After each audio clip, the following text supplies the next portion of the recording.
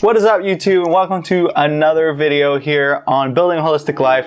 And today we're going to look at chapter 4, where we dive into intentional work. Now, this is the fundamentals, the baseline of your day-to-day life that should allow you and propel you to achieve the goals that you really want, and ultimately make the life that makes you happy, keeps you fulfilled, and keeps you excited to get up every morning and live your best life. So let's dive into it.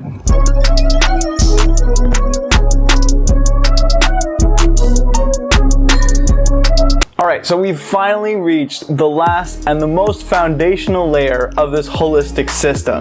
So as a quick reminder, intentional work is the day-to-day practices that you can implement that help you achieve your goals and reach the points that you want to get to in your life. So for most, this intentional work revolves around accomplishing smaller tasks, again, day to day, in order to ultimately get to that point where you are making larger influential changes to your overall life. These can be all sorts of things, whether that's following a healthy lifestyle, working out, working on your productivity, learning new skills, whatever it is that you can do to overall improve the quality and your performance on a day-to-day basis. Some would actually say that this is probably the worst part of the holistic life system because it takes the most work and is oftentimes the least fun.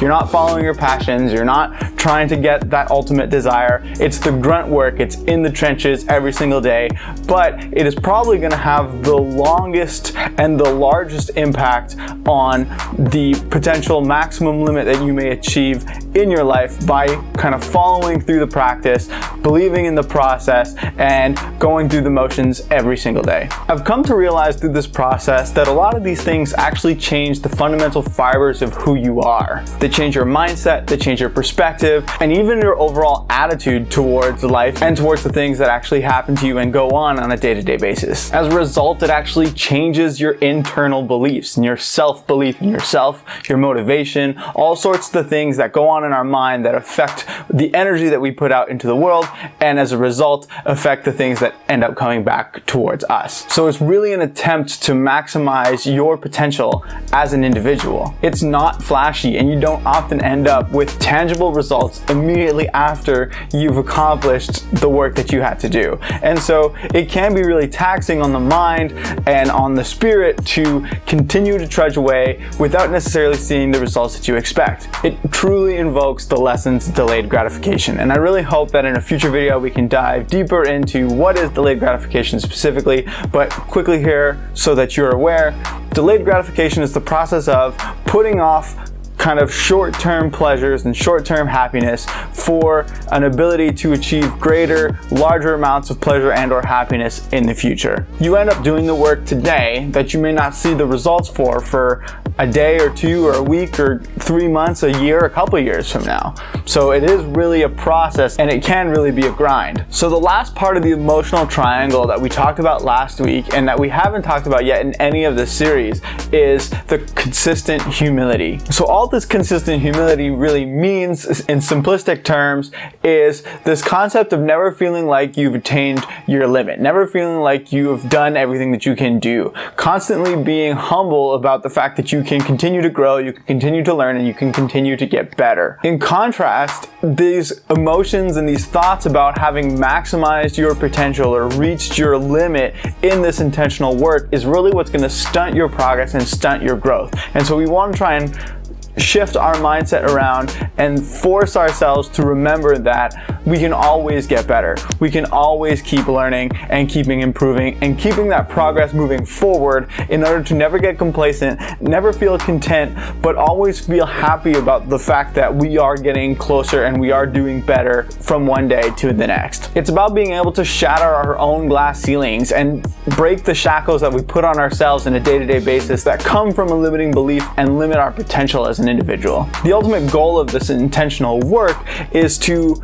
improve our happiness by maximizing our skill set, changing our mindset to be more positive, be more progressive. And so this is often actually achieved through behavioral change and modifications to some of the things that we do subconsciously and that we don't even necessarily think about on a day-to-day basis. And so it's not really a surprise to think that most of this intentional work is geared towards creating habits in our lives that take important tasks and almost turn them into mundane tasks where you don't have to think about them, you don't have to worry about them, and they're always kind of getting accomplished without you actually putting much input or much active energy or focus into them. These habits and these tasks actually just become part of who you are. It's similar to the way that we tie our shoes starting with the same foot, or the way we get dressed in the morning. It doesn't actually take active thought or active energy expenditure, it just kind of happens. And that's what we want to get these fundamental intentional work habits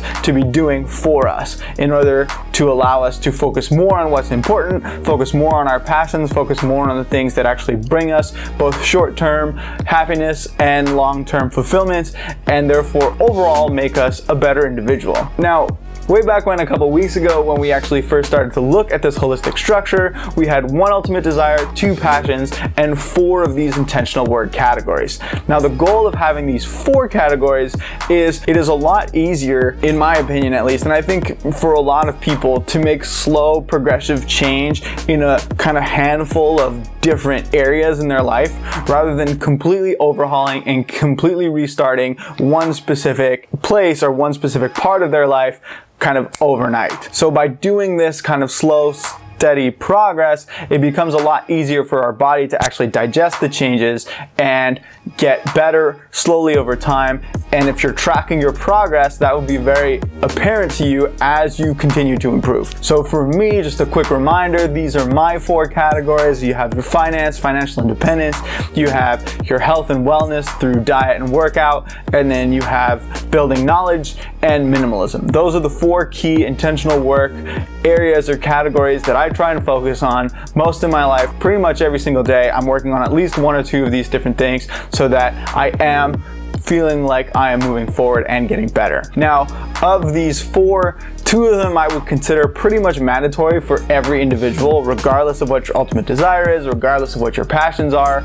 Really having both a strong understanding of your finances as well as having a healthy lifestyle are pretty much essential in order to maximize your happiness and maximize your life, because without one, you can't really do the other. The other 2 categories then are kind of interchangeable and open to whoever wants to implement them, whatever it is that is important to that person. So the way it's kind of set up is you have the 2, both finance and health, that are fundamental and core principles for pretty much everyone, and then you have 2 where you can interswap and change whatever you want them to be. So I want to dive a little bit deeper into those 2 kind of core fundamental ones I just talked about, and the first one is your health. Now, I don't think this necessarily takes a huge amount of explanation, but the gist of it is, if you are not a healthy individual and you're not living a healthier life, then the likelihood of you dying young is much greater, therefore drastically shortening your actual lifespan and limiting how happy and how long you can maintain that happiness and that fulfillment. Not to mention, it drastically constricts the time in which you have to achieve those things that you want and need in order to be happy. Now, there are 2 crucial elements to maximizing your health, and again, that is diet and exercise. Now, I think when it comes to exercise specifically, it's important to understand that you have to be doing exercise that fit your lifestyle.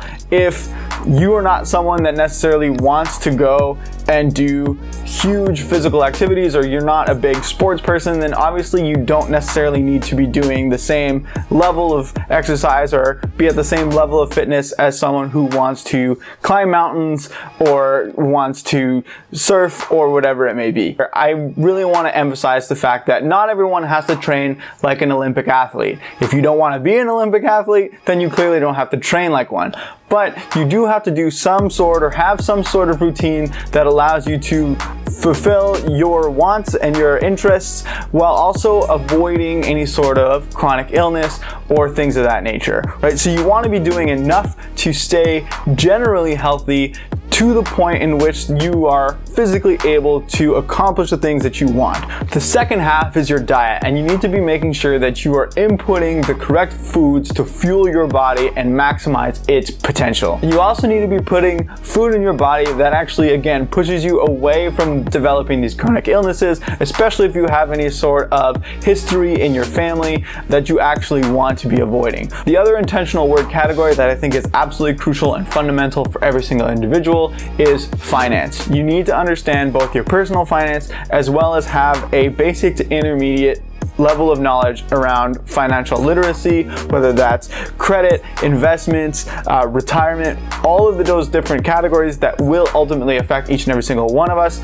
You need to understand it. So the other two slots, like I mentioned, can really be filled with anything that is interesting to you or that you care about, but that will ultimately lead to self-development and to maximize your output as an individual. Now, some of these intentional work categories can be a lot of different things, something like intentionality, productivity, goal setting, compassion, motivation, and influence are all different things, different aspects of your personality and your behavior that you can work on and progress in to become better and have a larger overall output in the long run. And so I'm not going to dive super deep into what I just mentioned or any of these other intentional work categories, because I think I would like to do that over the coming weeks, maybe one at a time, and do a miniature deep dive into each one of them so that you can kind of pull out tips and tricks that may help you progress more in whatever category that is. And so with that, I want to say thank you very much for listening. As always, you can definitely hit subscribe, follow me on Instagram, send me a message if you have any questions or if you have topics that you would like to discuss, either one-on-one or you would like me to discuss in a video. I'm always here to listen. I love to have these conversations, these debates, and these mind-stimulating conversations. So thank you very much for watching. Definitely click subscribe, definitely follow me on Instagram, and I will see you all next week.